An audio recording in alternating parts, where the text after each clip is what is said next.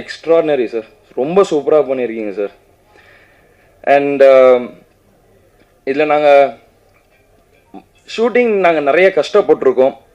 எப்படின்னா இந்த rain sequence fight பார்த்தீங்க இல்லையா, அது நாங்கள் ஃபஸ்ட்டு நீங்கள் ரெயின் இருக்காது, நாங்கள் ஷூட்டிங் ஆரம்பித்தோம், ஃபைட் சீக்வன்ஸ் செட் பண்ணிட்டாங்க, திடீர்னு மழை பெஞ்சது, ஷூட்டிங் கேன்சல் பண்ணிட்டு எல்லாம் கிளம்பிட்டோம்.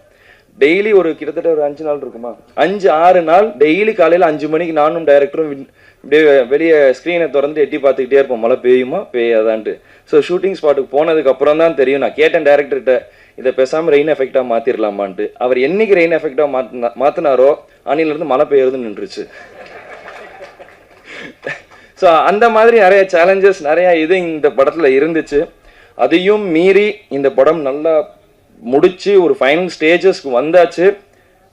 இப்போ நம்ம இங்கே ஆடியோ லான்ச்சுக்கு வந்துச்சு, 23ஆம் தேதி படம் வருது.